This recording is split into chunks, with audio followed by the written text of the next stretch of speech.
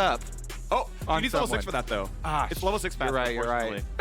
Dang. All right, well, let's get into a real craft here. Dhokla picking up the Wukong for Contractz early on. No surprise there. This champion for jungle, constantly banned. It's huge team fighting, blah, blah, blah. Shown a little bit of a dive possibility, or at least the choice of it there for Team Liquid. And they opt to go for the Zeri instead, which to me, I will always opt for Zeri right now. I think it's insane, especially because Yuumi is up. They could go Zeri Yuumi. They also get the Volibear, which best early game jungler in the entire game right now. With the extra 100 health on those tank mythics, Volibear absolutely steamrolls early game, but you have to use it in the early game to do that. If they don't leverage the Volibear to get some early fights, then you scale like a paper bag.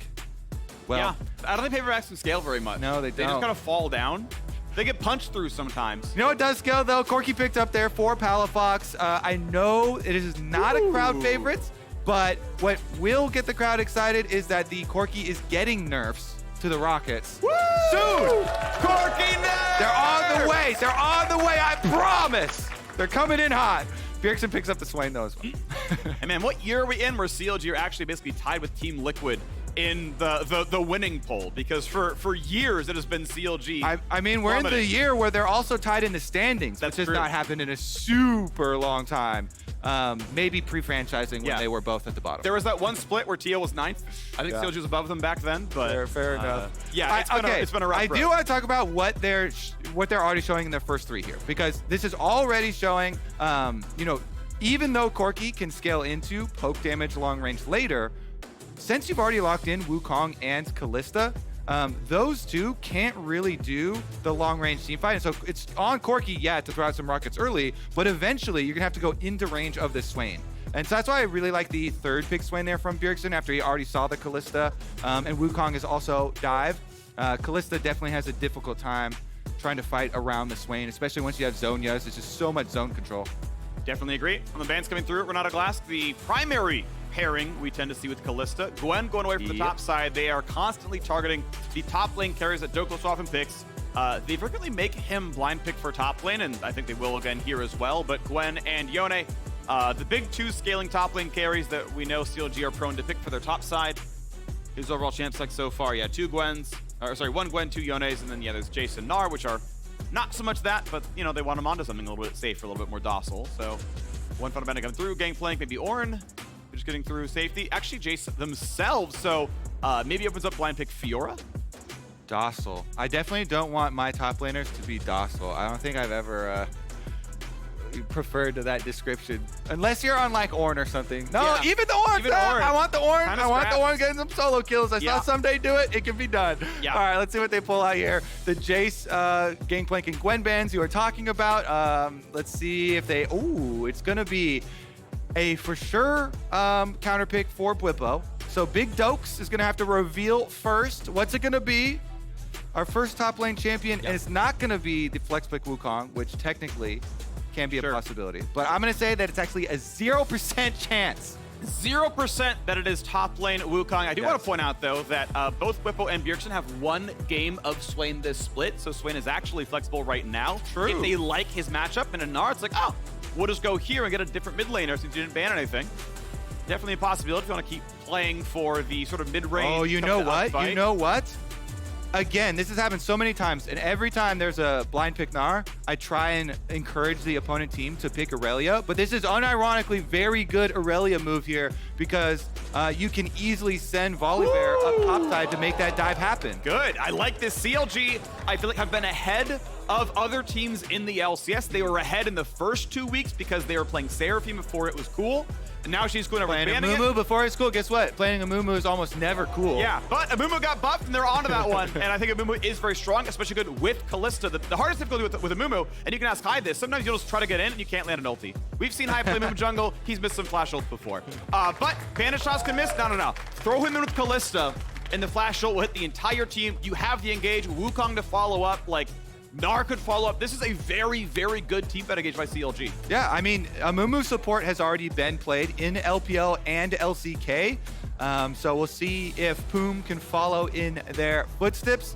I also love it with Kalista, like you're saying. You know, it's just so much more mobility for a champion that does not like to have to waddle around them. Welcome back to for our fourth game of the day. A battle at the top of the standings between CLG and Team Liquid.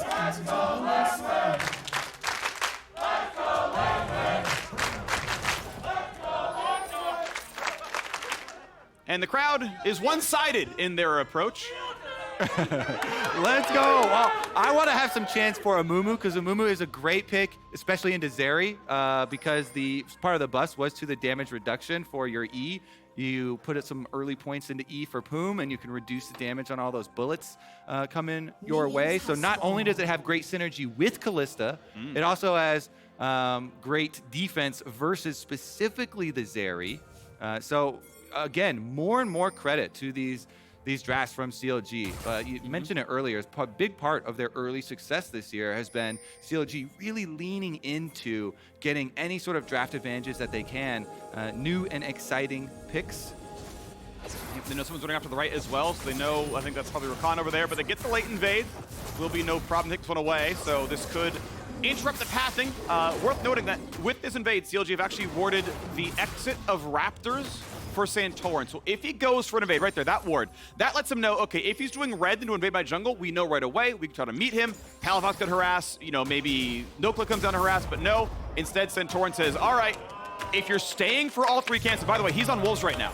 I don't believe this guy got spotted. So he's getting his Gromp, but Contractz, wait, I don't remember the path he took. Maybe that ward came out later, and Santorin already passed that ward. Contractz still has smite. If he gets over there, he can smite still. Wait, he can. He's gonna smite. He got smite. Thank you very much. Yoink. And he's level 3 already. Yoink. Got his entire jungle. Santorin is one camp. This is actually so insane. What a start for CLG, for Contractz. This kid has no fear, let me tell you. He never, sometimes fear is a good thing and it can keep you safe, but a lot of times you can get big advantages if you do not play to it. Invading a Volibear like that, really controlling and just dismantling Santorin's jungle. Huge, huge stuff here. What a start for CLG. And Contractz has his whole jungle to work with afterwards. Now, Volibear is one of these champions that when you get counter jungled early and you're then forced into this extra time on your hands, so you don't have anything on your side of the map to farm, you can force ganks. So now Contractz has done his part. He's done the invade. He's got Santorin behind. It's up to the rest of the team to not fall victim, fall prey to those forced ganks from the Volibear and really just make that advantage stick. So some warding from the solo lanes I want to see. Trinket wards out towards Tribrush and towards the ramp from the jungle should keep them safe. Also, Contractz is trying to mirror now jungle quadrants to get back down and answer Santorin. In the next full minute is where it gets interesting because everyone knows Volibear had to go back to top side to get level 3, but he's got a minute until anything comes back up. They see the crab fight coming, and Contractz is bouncing back down bottom side to make sure, but Santorin able to get it. Yep. And so now, okay, we now know he just cleared bot side. Okay, he can pressure the bottom lane. They do have a ward for it. Should be relatively safe, but now Dhokla knows he's safe for a while. He's going for the forced gank. He has no time, so he's going to walk around behind bottom. They did have that ward on the ramp. They should know when they're playing so far back. He's going to try for the stun, but Poome going to walk in for his own and knows that he can keep Luger safe. So I think really well played. Gets the seconds on the cross because they're going to win that trade. Really intelligent, using both charges really smartly there. And using the information they have to waste more time for Santorin. Poome with the Q charges ready for him. Volibear doesn't have a lot of big surprise moves. Nice one. It's basically only the flash. They really want this one. They think he's already recalled, and he indeed has, so pretty good damage there. And CLG really playing to the edge. I mean, certainly a much stronger 2-on-2 with Amumu and Kalista this early on. And Contractz goes, I know your Wolf Timer. I killed them myself. Yeah, and he stole the Gromp too with the smite. So he has all these jungle timers, and he makes use of the Kalista lane. CLG have just been playing so intelligently. Let's see if they can actually get away with this one, though. Contractz, it's still a 450 smite, so they're still kind of low. Got it. He got it. I saw the 90 gold on his head. Contractz gets another Gromp. And Santorin smited, right? Like, you could track that, so he knows that you even tried to get this one, you didn't get it. So Contractz, of course, even farther ahead. And it is rough stuff here. So far, Dhokla feeling very good about his lane. no jungle interaction whatsoever, and it has looked very Gnar favorite so far. This is, yeah, oh my god, I'm just so impressed. Like, it's actually a big jungle diff. I know every jungler loves playing with winning bottom lanes, but again, to get this much out of it, it's not like, oh, you automatically destroy a Volibear this hard just with a pushing lane to help you go for invades. Really nicely coordinated by this team. Okay. All of this focus, though, on the early jungle is one thing. It does mean that you're not as scared of the early Volibear entering these lanes like we talked about, really trying to snowball, one of the solo laners. But also, it means Contractz is going to get to a very quick level 6 for this Wukong. And so you can have that big Wukong level 6 play, and also sets them up for a pretty strong Rift Herald attempt that they can kind of go for here. The only drawback is, of course, you have Corki mid, which is one of the very weakest for Rift Herald fights. So CLG just spam back-pinged Volibear on his Krugs with no wards on Krugs. They knew exactly his location, as far as I can tell anyway, with no wards on it. So here, it's really easy to do this, but yeah, let's illustrate this. You know that you just took Gromp here, so Volibear has to have gone here. So then you know that he's just going to continue clearing up this way, and they have the timer to know when he's approximately calling for those Krugs. But that's the sort of tracking that this repeat invade is going to get you for CLG. Just kind of impressive. They saw him 30 seconds ago and exactly pinged on his model in Fog of War. Impressive up here. CoreJJ ignited, running for his life, and first blood at CLG. Not perturbed. The flash for Contractz will not find his mark, but on the board are CLG looking for their first dragon soon. Amumu support, baby. It's back in a big way. 58 extra damage on the ultimate. A lot less mana for the Qs to spam out as well, and Contractz playing to that bottom lane. See if he can actually get out. Mid-diff, though. Mid-rotating first. Yeah, it could be a danger because Bjergsen is here. They find the stun. Ult's going to pop. Be careful. He can do pretty good damage. And it's going to be Contractz getting lower and lower and lower and down. Bjergsen is there. Palafox is not. And TL are back on the board. That's why we mentioned the Corki. Definitely weak early in the lane. And CLG hovering around the Fog of War of this corner here. They knew he was coming over. Like, they called it on this corner. And yet, they still, you're going to take so much damage jumping into the Swain. This champion is so good against all these low-range, champions on the side of CLG. That's one of the things we cautioned against CLG in Champ Select. Very smart Swain pick, and Bjergsen makes them pay for it. He bails Santorin out.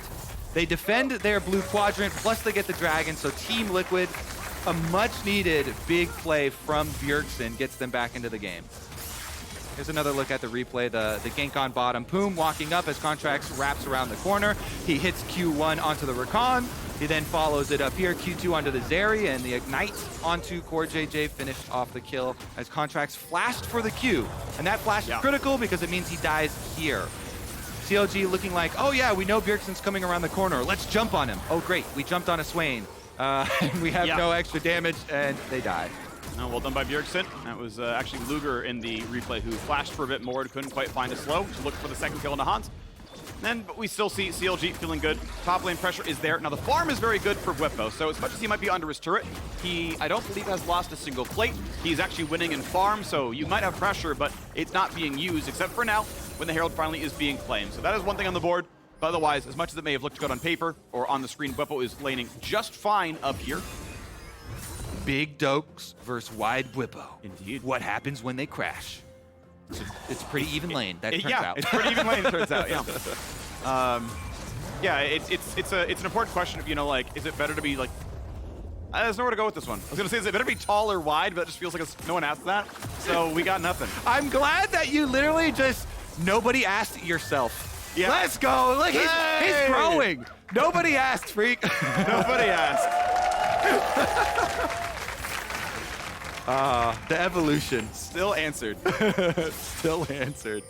All right, Hansel actually cancels it back here. Okay, so we'll see what else they can do with this bottom lane. CLG, they hit a little bit of a speed bump, and honestly, it was a pretty, actually, maybe it's a medium-sized speed bump there with the Bjergsen rotation getting Team Liquid way back into this game. Santorin still behind in CS, gonna feel a little bit of the pain there, but not quite as bad being able to pick up the dragon for themselves. Now they're not scared about this Kalista lane snowballing dragons to his super early soul. Ooh, wow, goes pretty hard for this one. Tries to get over it, gets away from the pullback. This should be a pretty easy stomp into the wall. He's gonna cast it. There's the stun, but be careful because Santorin's here, and even the Swain helped. So Dhokla, I am sorry, but you are the small man in the top lane. Bwipo gets that little bit wider. Yeah, wide Bwipo's got more friends. That's the difference for top lane. Yep. That's really what matters. How many extra people can you bring? And actually, it matters every time I see one of those Swain eyeballs hit. That's on your screen now. To me, I just think 12 health. Every time Swain's gonna hit people with abilities, I get like mad at my teammates that are lazily not walking out of them. They're like, oh, damage doesn't do that much damage or whatever. Yeah, but it gives him permanent health. It's very frustrating. Bjergsen definitely playing the Swain in these early stages quite well for the team. We'll see about the biggest points, though, is when we transition to these mid-game fights. Because the Swain is kind of the crux here, the middleman for these team fights. He's going to create so much zoning and really try and shut down the Kalista, Wukong, you know, this all-in kind of section from the CLG that we talked about. And it's up to Palafox to make value out of Corki. You're going to have to throw out a lot of rockets early on. Trying now. You got a bit of damage there, but they're not going to find the knockup. Looks like he was rooted or pulled in time. Yeah, Bjergsen saves everything. No ult, no flash, nothing. Contractz doesn't even smite or ult. Damage positive for CLG, but that's about it. And Contractz comes back down the river over a ward. He's Core jumps away. Okay, fine. Definitely knows he's spotted. Just like, all right, whatever. We're going to walk away from this one. Bjergsen has TP'd back into lane to keep the pressure going. 1 minute and 10. It's a long countdown. Don't start it yet, guys. Until the dragon comes up. Counting stream. That's what we will become. Yeah, we had a barony earlier. Why not have some counts? I think we can just keep it going with medieval land ownership. Okay. Sounds improper. Always trying to tie something together. I like it. Yeah. I should not, probably. Okay, let's move forward. No one liked that one. I was actually proud of not as the pun on that one. Okay. Same. Yeah, I appreciate that. We do have 37 seconds left on the dragon, but like we said, since the early one was taken by Team Liquid, not as critical here for the stacking. And we already see after this reset too, they're heading right back down towards it. CoreJJ heads down mid lane for the possibility of one of these counter plays, but package picked up by Palafox in time for this dragon. That should be enough to force it for them, I feel like. It's so powerful. We do have a big difference for AD carries, though. The shield bow has picked up by Hansama already. Where's Blabber? Where is he? Yeah. All right, let's take a look at this package, though. They're blind for CLG. Okay, they get control back here, though. Nice Q to get the brush vision, get rid of a ward there, okay. And the river now belongs in. The Herald Charge makes Hansama walk into bot lane. They could try to burn it, but remember, the timer is ticking down. Probably under 30 seconds left on package. Package will start. Aatrox already on the way down. Dhokla does not have unleashed teleport. Have to go to a tower, which means CLG are poised to give this because, no, they're going to bring going back up. Bwipo's going back up. It's fine. Wow. They've got Ren. They've got Smite. They've still got package. They find a stun. CoreJJ gonna find the charm. 900 health. Here comes the smite. Still he claims it with a team fight. Make what they want. 1 for 0. Contractz finds a knock, but he's exhausted. He's running out of health, and he will drop a 1 for 1. Plus the Drake. Team Liquid getting more. The flash. Oh, good sidestep. Gets away. A slow, not bad. A flash force out of Palafox now as well. Dhokla make it a turret plate, but Team Liquid, they're gonna find themselves a dragon again. Santorin with the yoink. He's getting revenge for all of this invade pressure he sustained early on in this game. Team Liquid get number 2 for themselves in the face of the package. Again, this Swain will create so much space for you. I actually love this champion for early dragon fights. Bjergsen able to walk up, force a couple of extra flashes as they walk away. Yeah. I'm also glad by the way people got off of Mandate Swain. I was never a fan. We didn't get to see it really any in the LCS. We're all Leandries. I think it's a far better build. I thought it was pretty neat when I saw him constantly proccing it and getting the perma 20% move speed running around, but the win rate just wasn't there. I mean, basically you just can't make any plays yourself. Like, I understand, like, oh, it's cute, I can do a thing, but, like, Swain's a mid laner. If you can't 1v1 anyone, you just have negative pressure in whatever lane he's in. Yeah. Because Mandate does not do anything by itself. Also, this game, you get a lot of value out of the Leandries because these 3 champs are all just going to get melted down, burned down, and they do have a lot of armor, so really good value out of Leandries from him. And here's another look at it. Santorin gets in. Contractz is actually ulting away. That was out of smite range. So he was already out of there, basically. Gave up on the smite fight. His smite was used, it looks like. Sometimes the observer icon there can be misleading. But I think he used a smite, red smite on a champion to try and go for the fight. And CLG end up losing extra champions as well as losing the dragon there. And now Hansama finds first turret, solo gold down there, so everything is now coming up Team Liquid. 1,000 gold lead, double breaks to 0. Maybe second Herald goes CLG's way to get one of those turrets cracked. I mean, bot lane would die to the charge. Top lane has lost about 800 health. Smite finally can be claimed, but will the Herald? I don't think it's worth dying for the Herald pickup. Dhokla, so he may get away from the snapback, although now they've got enough map control that they've got time to claim this one. Will be grabbed by Contractz. Good job by CLG to follow in and can turn some of the gold back with a late charge. Yeah, and the whole reason they can move up there and force Team Liquid off, Hansama is just recalled from, is back in base. So can't get there, so Team Liquid know, all right, fine, you can go pick up the eye. We don't have the numbers here to hold you off. But aside from that, Team Liquid have bounced back so nicely from the early jungle pressure. The early jungle diff definitely going in CLG's favor, but Team Liquid right back on top. 1.1 thousand, or excuse me, gold lead for themselves. 2 dragons as well, so Santorin, it's fine. He's level 9 now on Volibear as well. And then Dhokla has flash and hop, not going to be ganked, but Team Liquid have enough pressure that this is going to be everything they want. They could definitely push very hard for the tower. I think if they wanted to have the Volibear attack and get more damage done, Hansama could jump the wall, he'd go for this as well. Versus the tower down a little bit faster. They're finally going to bring him over, but without a wave, you'll have to wait. I think a small missed opportunity. I mean, it depends on if you have timing pressure to make your next rotation, because otherwise you can deny another minion wave as the tower is falling too. And it looks like mid lane is pretty well defended, so everybody's got time. Yeah. Palafox does get the bottom one. I guess it's a cannon wave, so they don't even lose any, deny any more minions either. Now here we go though, as Dhokla walks back up through several wards, sees Santorin's on this, and unless he really misses the smite, this is always going to go to him. So he can try, but it's not going to happen. Wave will be pushed in. Now bot lane was pushed all the way up to tier 2. The wave is there for the swain though, should have no problem. But mid, CLG still playing pressure, right? They've taken 2 towers to 1 so far. In this one, they've brought the gold back to equal. Shelly may, they should get the eye, yeah. Pretty even state here then, moving towards our 3rd dragon. 55 seconds on this one. The pressure now actually starting to mount against CLG when we figured with the Kalista lane, they might be the ones in all of the jungle invades. Palafox, though, he's got to get out of there. He's in so much danger. There's no way you get through this one. He can deal some damage to Phreak, but he is going to drop. Knocked into the air. Corki should die. They hand the kill. They stop DPS. Bjergsen 300 gold richer. And I kind of like delaying there. You know, you've got so much time. Just delay, and Palafox knows he's dead. He can't get out. But if you delay longer, then he can't get there for the dragon.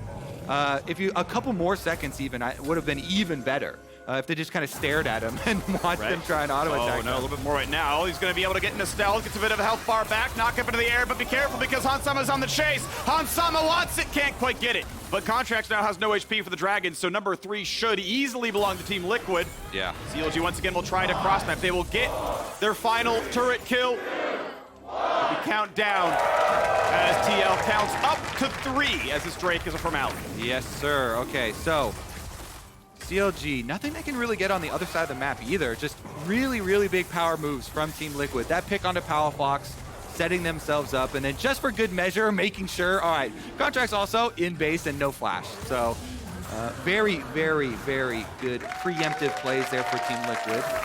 A lot of these things, too, we've been talking about, the setup plays before the objective arrives, trying to trade out lower cooldowns before, you know, a Dragon or a Rift Herald fight or something you're going to want to go for come up so that you can burn flashes. Because those things, the 5-minute cooldown, so easy to trade out lower cooldown abilities for. Ooh, this is slow. Nice one there. Yeah. Oh, wow. Poome actually gets the rest of the way in. Luger could have actually stayed in range and fought for a bit more. Didn't realize that Poome's going to land that one. But be careful. Still gets slowed up, and this could be all the danger. Pop's ult wants to run. Kalista ult is still up.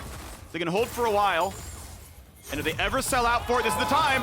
Wait, is it down? Okay, there we go. Pulls him really, really late. And out he goes. Yeah, they wanted to get the most out of it. They're hoping, okay, maybe someone's trying to try and flash for me, but both teams know Kalista ult is there. So not a lot of extra stuff used for Team Liquid to force that one out. Bwipo does use the Aatrox ult. Oh, Core nearly finds an engage, wants to go in, there's the charm, it could be any night. No, Poome's gonna stay alive, gets right back out, but nearly dead. Volibear in for the dive, only a slow though. Not much more, Luger able to put a couple of shots in, but not any more. TL do not find the fight they want.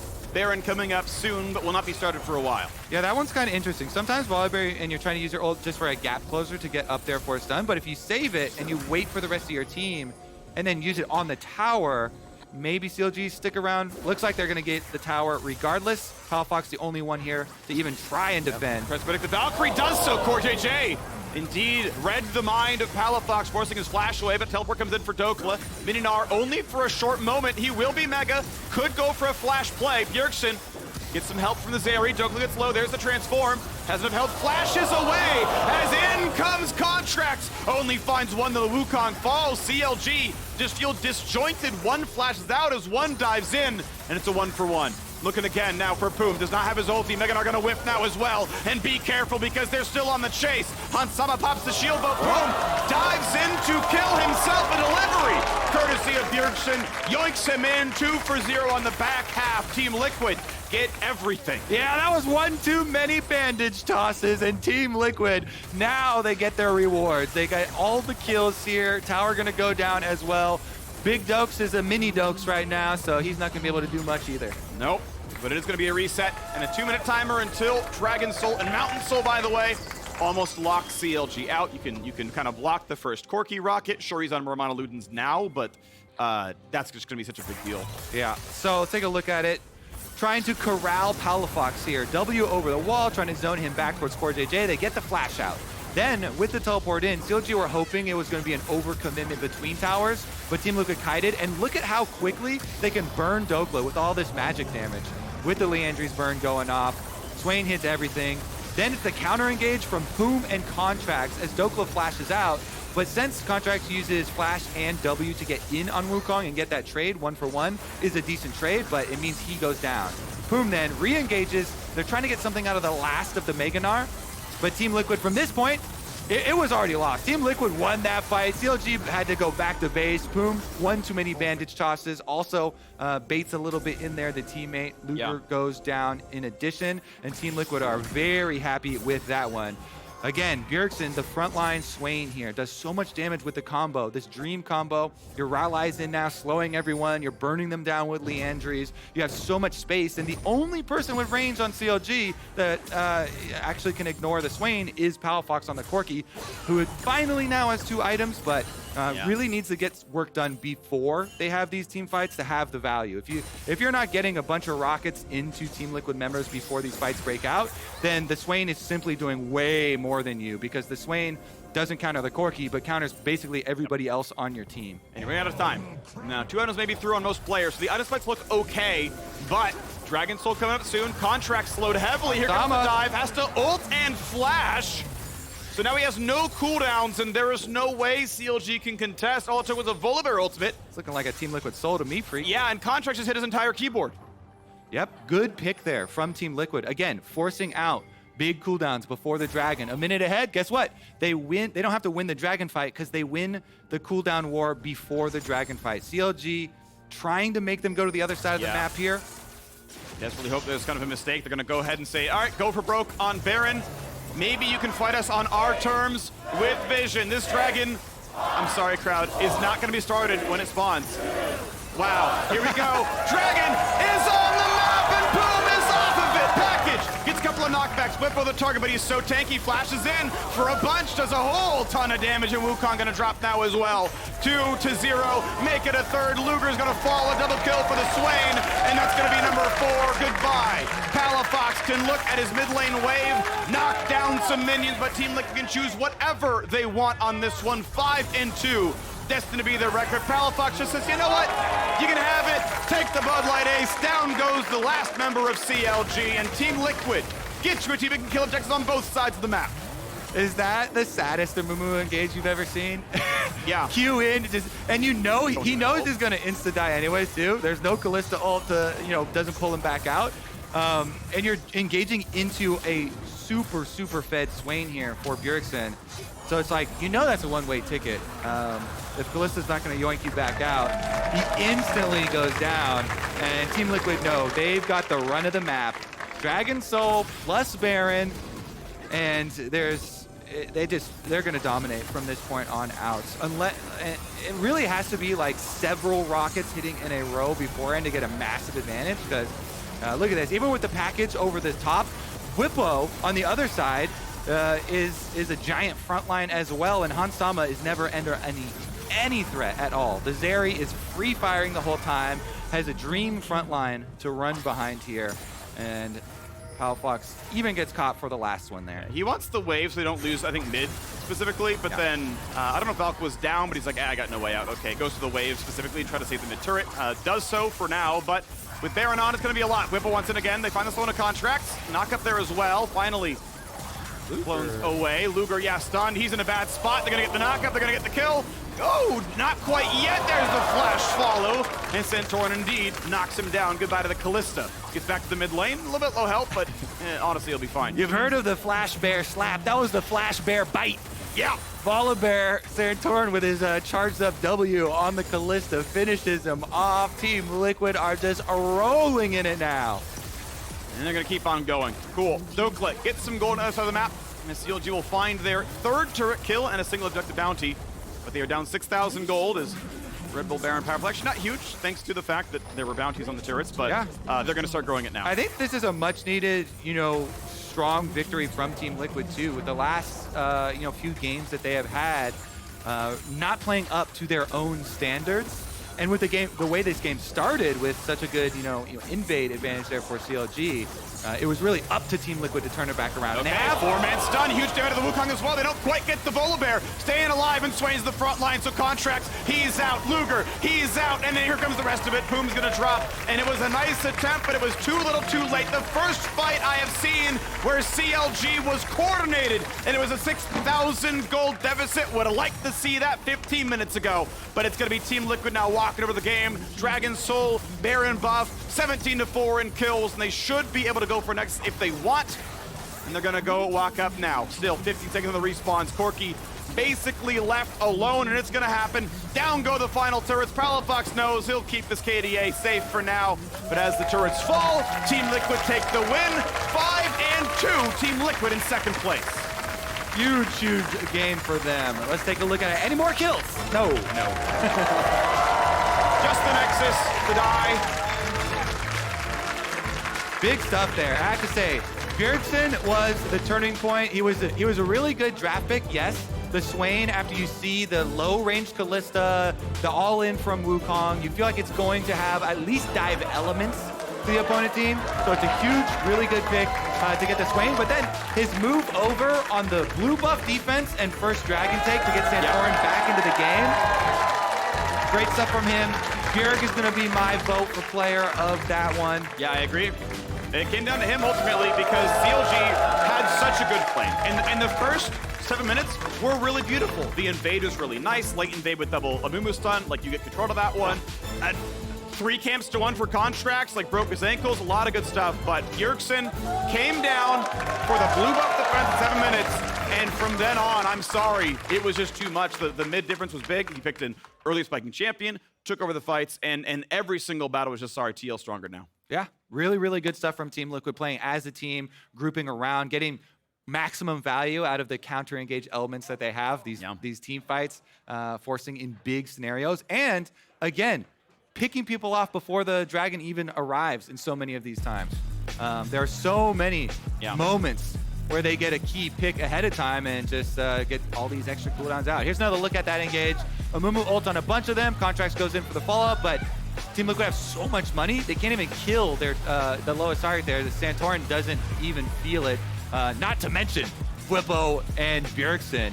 The Aatrox Swain permanently health leeching front line, doing a ton of damage as well. Moves right up, and they basically shrug off that hard engage. They're like, great. Yeah. You're in here with us now. Yeah. And I think that fight from CLG, I'll bring the point back up because I think it's really relevant. Like, that fight would have worked 50 minutes ago when they weren't down 6k gold. The problem was they never got the 4-mana Amumu ultimate. Like, I think about the one in mid lane where he gets attacked and he's like, I'm going to burn my ulti and then Kalista out. Just Kalista out and save it because you need that for the mid fight. Like, that mid fight was winnable with Curse Sad Mummy. It would have been closer at the very least instead of like having nothing. Yeah, it is a weird choice to save Kalista ult instead of saving the offensive possibility of Amumu ult. Yeah, like that's the one too. So. Kalista ult early, my friends. We saw multiple times. Stein, no Kalista ult. Yeah. Safety first. Safety first. Good call from Kobe here. Now after the break, Team Liquid's CoreJJ and